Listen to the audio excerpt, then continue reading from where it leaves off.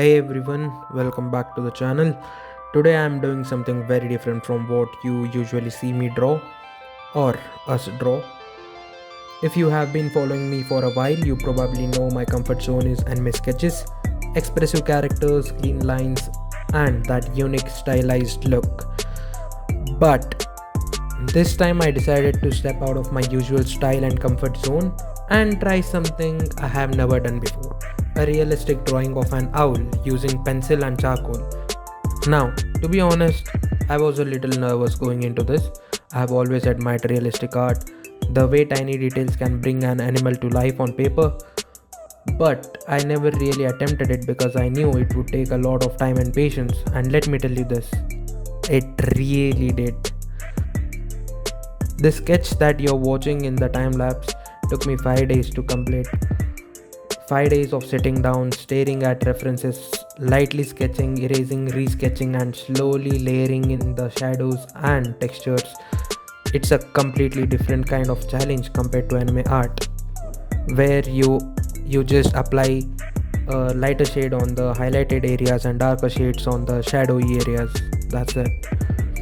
One of the first things I noticed while working on this was how much I had to focus on tiny details, like the texture of the feathers, the way the light falls on them, the small variations in shading. With anime, you can just simplify things and still have it look great, but realism demands accuracy. Every line matters, every smudge of charcoal changes the depth, and every highlight can make or break the drawing. Now, let me confess this. I couldn't record the part where I drew the owl's head. I know that's like the most important part, but I ran into a problem. My camera storage was out, completely full, and I didn't realize it until after I had already finished the most of the head. So in this video, you'll mainly see me working on the owl's body, the wings, the chest feathers, and other areas, and the subtle shading that ties everything together. Even though even though the head is missing from the footage, I really wanted to share the rest of the process with you because it still shows a lot of what goes into making a drawing like this. The careful layering of pencil and charcoal, the gradual darkening of shadows, and the way the textures start coming to life as you work on them. I have to say, working with charcoal was a whole different experience, and this was the first time I have ever worked with the charcoal. It's messier than pencil, my hands, my table, even my clothes ended up with the black smudges, but the depth and richness it gives to the shadows are unmatched. It makes the dark areas really pop and adds so much dimension into the piece.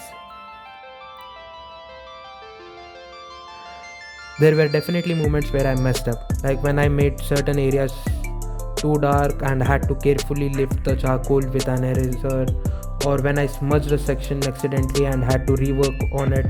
But that's the part of the process. You have to make mistakes, you will make mistakes, you fix them and you keep going. The biggest thing I learned from this project is patience. Realistic art can't be rushed. You have to take your time, observe every little detail, and slowly build up the drawing. And honestly, that's something I really enjoyed. It forced me to slow down and appreciate each stage of the work. I think trying something completely different like this is so important as an artist.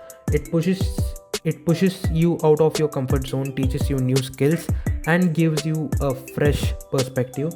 I can already feel that some of the techniques I learned here, especially with the shading and texture, will help me improve my anime art too.